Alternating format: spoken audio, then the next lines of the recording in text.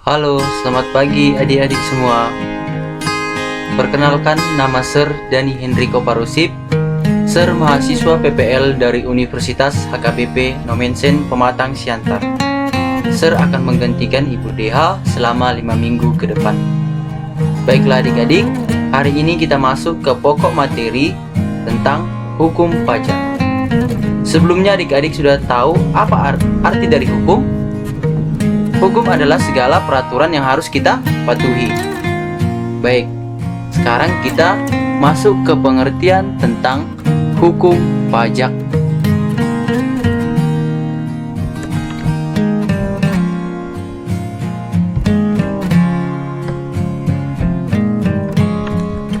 Ini dia, pengertian hukum pajak. Hukum pajak merupakan bagian dari hukum publik yang mengatur hubungan hukum antara negara dan orang-orang atau badan atau hukum yang berkewajiban membayar pajak atau wajib pajak. Hukum juga memuat pola unsur-unsur hukum, tata negara, dan hukum pidana. Hukum merupakan keseluruhan dari peraturan-peraturan yang menjadi wewenang pemerintah untuk mengambil kekayaan seseorang dan menyerahkannya kembali kepada masyarakat.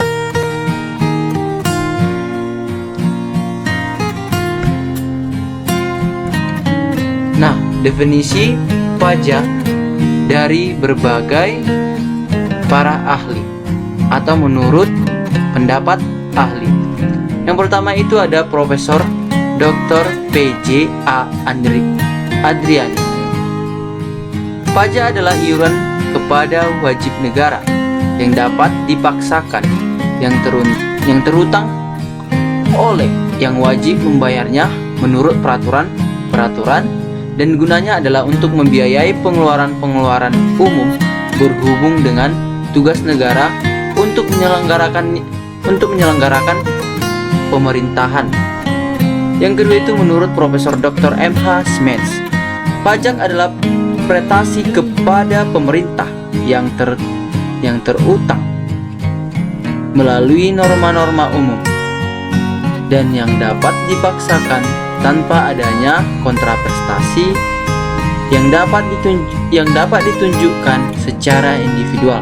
Maksudnya di sini adalah untuk membiayai pengeluaran pemerintah.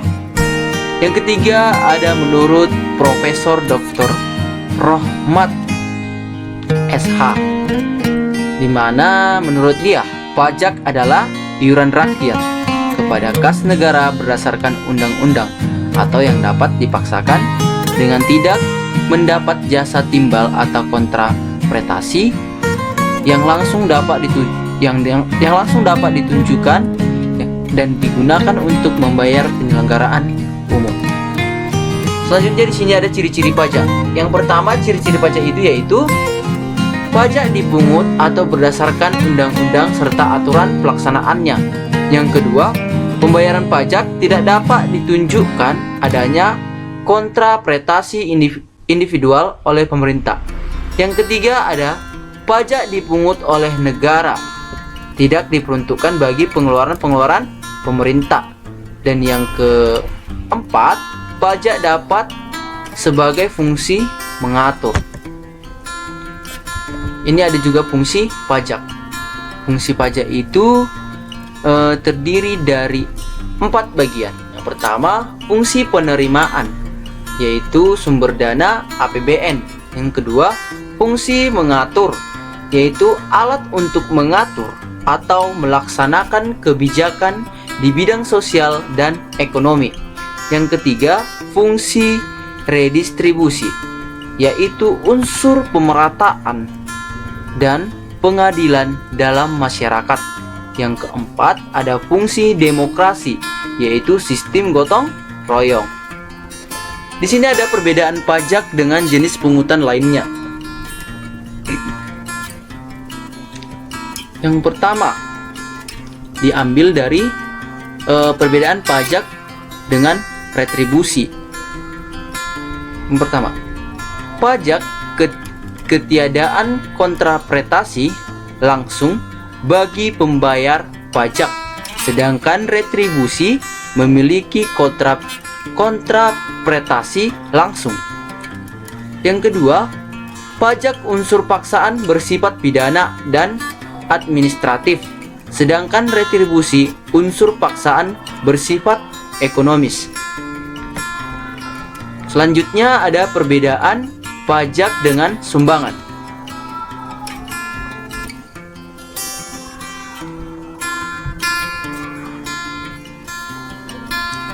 Baik, kita lanjutkan. Di sini ada perbedaan pajak dengan sumbangan.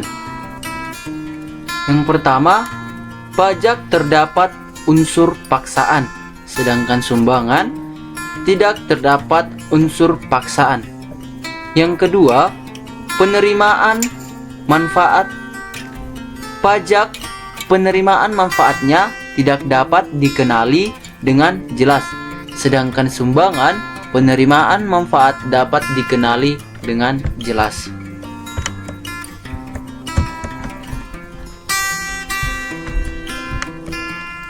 Selanjutnya, di sini ada pembagian hukum pajak. Pembagian hukum pajak dibagi menjadi dua, hukum pajak material dan hukum pajak formal. Di mana hukum pajak material merupakan memuat norma-norma yang menerangkan keadaan perbuatan peristiwa hukum yang dikenakan pajak atau objek pajak dan yang dikenakan pajak atau subjek pajak. Yang kedua, hukum pajak formal, yaitu memuat bentuk atau tata cara untuk mewujudkan hukum materi. Sekarang kita lanjut ke jenis-jenis pajak. Jenis-jenis pajak. Pajak dapat dikelompokkan dalam berbagai jenis. Kriteria yang digunakan adalah: yang pertama, administrasi perpajakan. Pajak dapat digolongkan menjadi dua, yaitu pajak langsung dan pajak tidak langsung.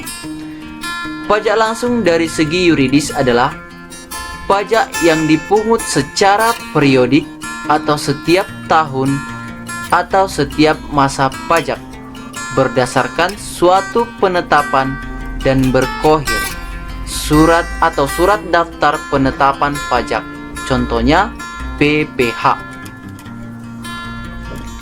Pajak tidak langsung. Pajak langsung dari segi ekonomis adalah suatu pajak di mana beban pajaknya tidak boleh dilimpahkan kepada pihak lain. Yang kedua, pajak tidak langsung.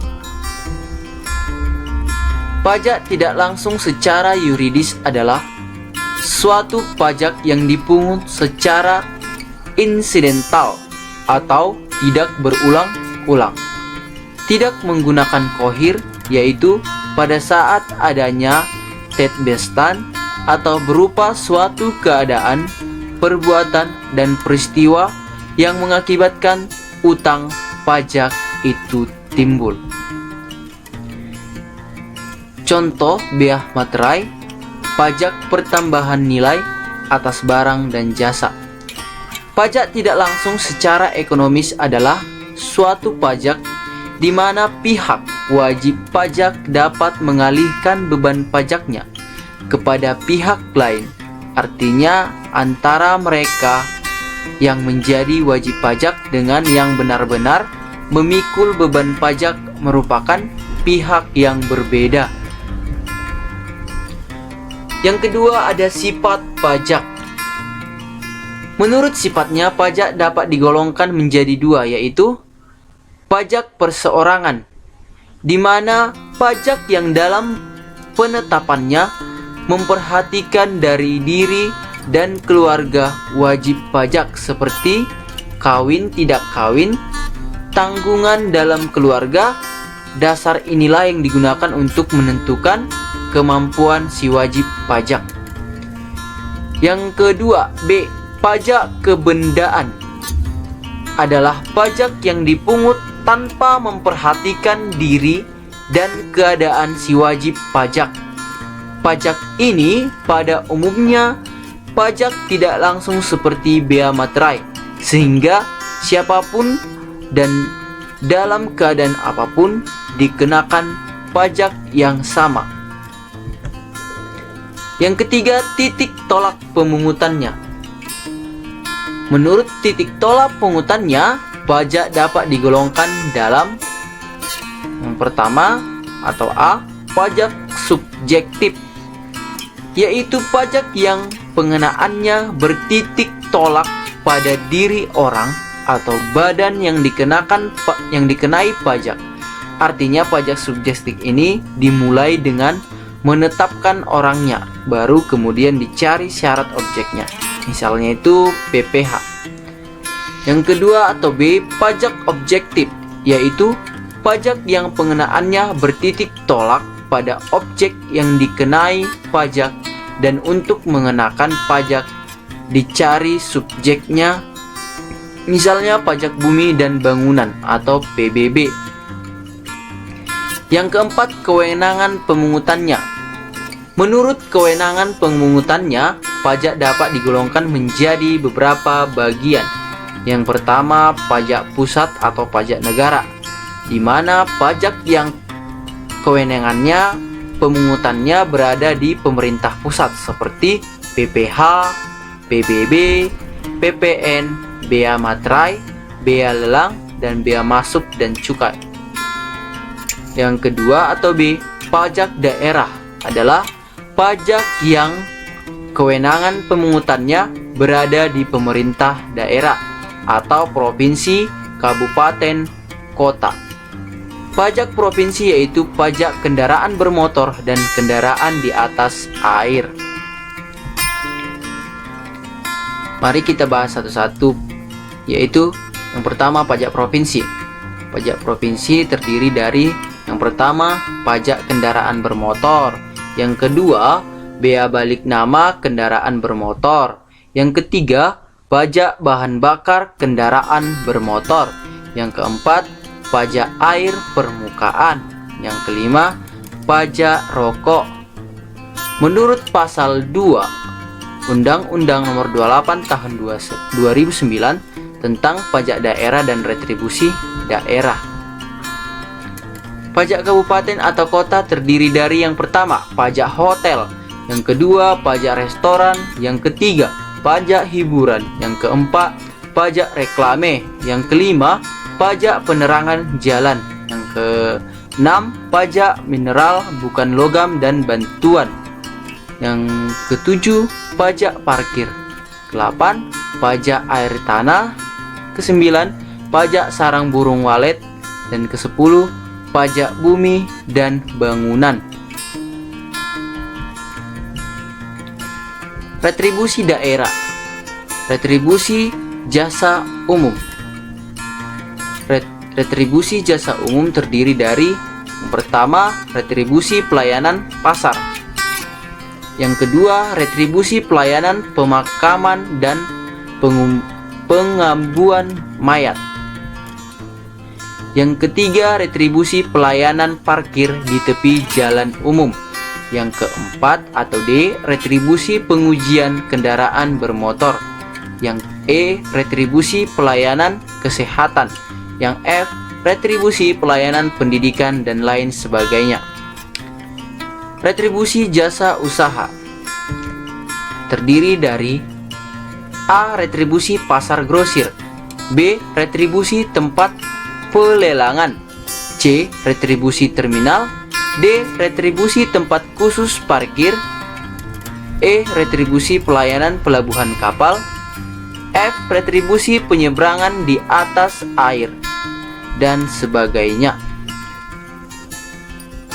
Retribusi perizinan tertentu, retribusi IMB, retribusi izin penjualan minuman beralkohol. Yang terakhir, retribusi izin gangguan. Yang terakhir retribusi izin trayek. Baiklah adik-adik, sekian materi kita pada pagi hari ini. tentang jenis-jenis pajak. Semoga materi ini berguna bagi adik-adik semua. Tetap jaga kesehatan. Selamat pagi.